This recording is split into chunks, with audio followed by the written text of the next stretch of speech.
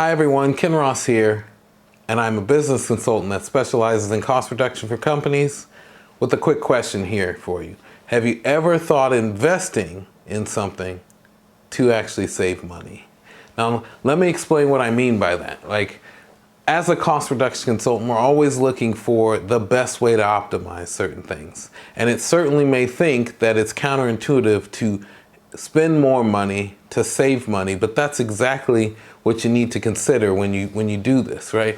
One of the keys of a good evaluation is understanding what it takes to move to another vendor or be in a competitive advantage to be able to move to other vendors. And the reason you want this, or the reason this is so important, is because your vendor's going to know that, right? They're going to know more about their business or the way their business works than you will. But knowing how to invest in the things that keep you mobile or nimble, being able to move around, actually will help you save a lot of money in the process, because once they know you're set up that way, they know you know more than the average person, right? So just think about this for a second.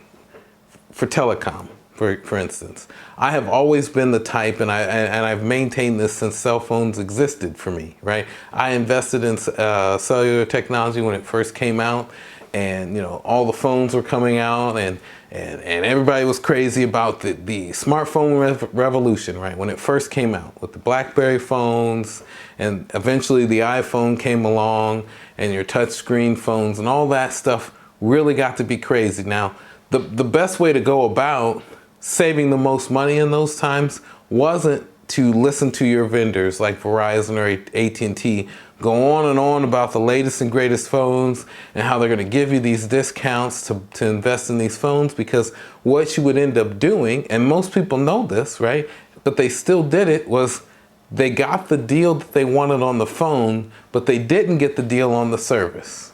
Or they got put into a plan where they were locked into a rate for so long that you weren't able to then pivot or move, right? So don't get yourself in those situations. Don't get locked into this carrier dependency that so many people get wrapped up into, and they say, oh, I really got to have the latest iPhone, or I really have to have 5G technology, or I really want to get in on the ground floor of something great.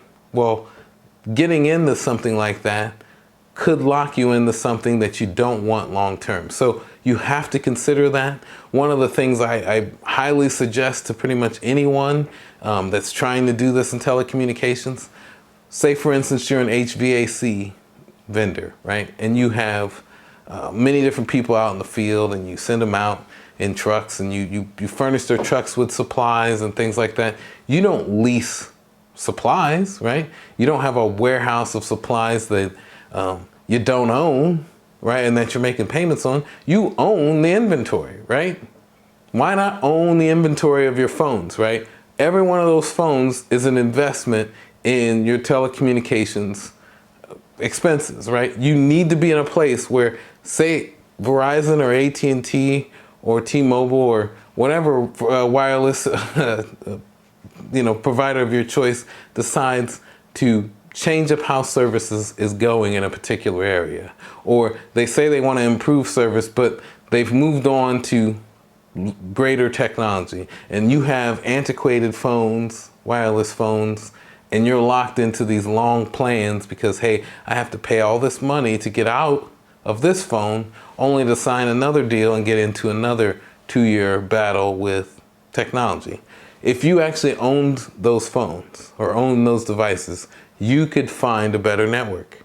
You could move to that network very quickly and very efficiently if you knew somebody who could do that for you, or you have the right resources, or a guy like me, because I'm going to be able to help you navigate that very quickly with no downtime, with really no difficulty to get to that place, because, hey, I own my phones, I'm in a place where I can switch to another carrier, and all we got to do is port some numbers and swap some SIM cards in. Now, those are highly technical terms, but those are terms that certainly I'm aware of, and I know what that's like, because I've actually had to do that before. I was always in a place, or I have been in a place, where I could switch carriers month to month to month, and it doesn't cost me anything extra to do that, right? Because of the way the contracts come, because of the position I've put myself in. I don't have to go to Verizon and say, hey, look, I'm dependent on you to provide me with a phone and lock me into a contract for a year. Even a year, I think, is just too long. So that's something I want to bring to your attention for telecommunications. Another thought is shipping. Let's say you're a manufacturing outfit, right? And I'm certain this is something you think about, right? And that's, I have to ship certain items, right? And I know what those items are. Are you going to Walmart or your local store to buy boxes? No, you have a supplier of those things. You know the dimensions of certain products that you have. You've hopefully done some research on what would be the most efficient way to ship those things. But are you also aware that your providers provide packaging? And that if you could somehow work with your provider of shipping to make that a worthwhile investment, they will provide you those boxes for nothing, right? It would just come with the caveat, hey, you need to use us to ship these things, right? Whatever widgets or gadgets that you have to ship, right? And we'll certainly provide you these boxes. But you also want to weigh that against what it would cost to do it yourself, right? So it's this balance, right? There may be cases where using a shipper provided box that's free and using their service with that box is totally the best route. And there also may be the caveat of, for other products, you don't want to do that with. You want to do a custom thing. You want to do your own boxes, right? So you have to weigh all your options. You have to know those options, and you have to invest, right, heavily in what it is you think you need. Buy in bulk, right? You go to Costco or any of those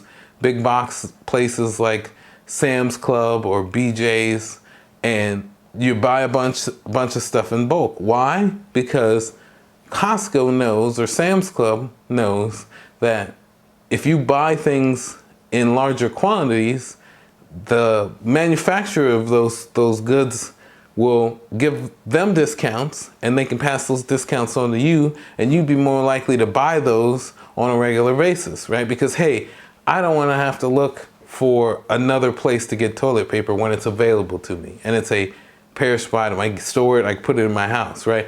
The other part to that is that they know that if you buy in bulk, you may have an abundance of a supply of one thing over another. So it's good for their sales, but it's also good for you because you're rare to run out of something that you desperately need at certain times, right?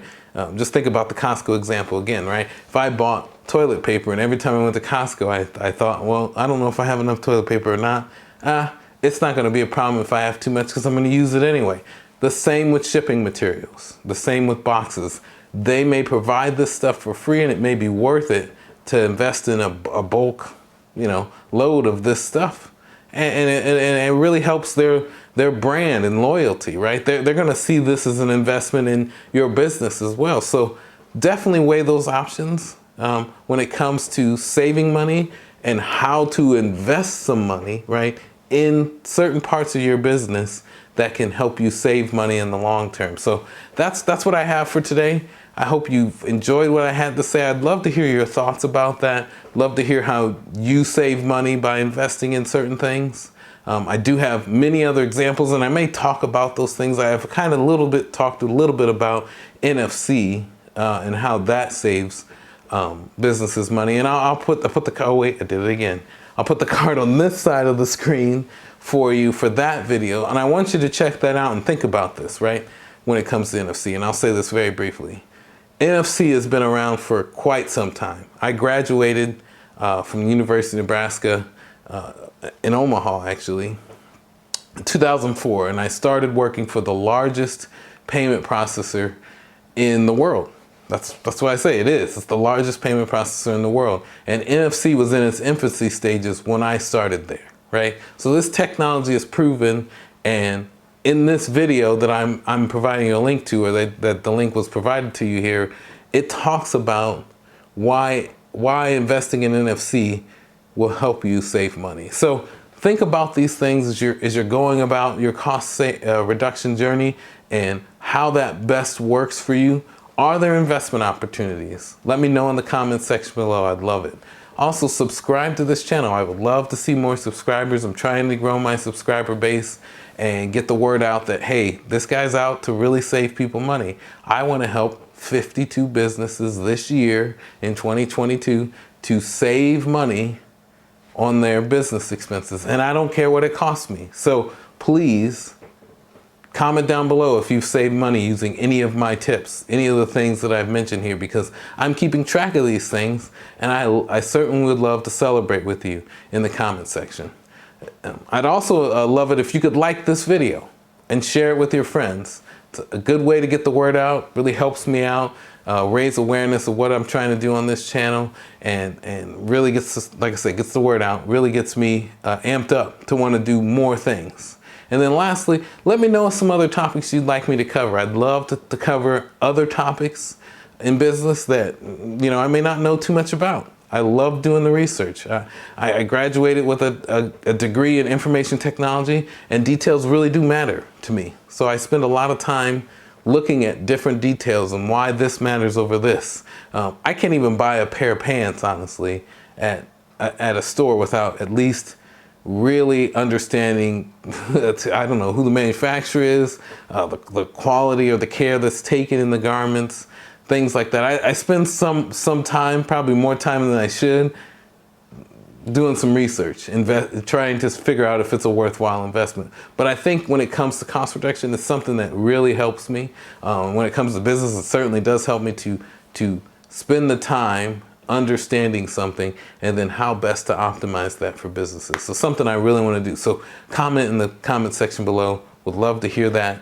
And then lastly, check out my website, IamKenRoss.com. And until next time, I'll see you around.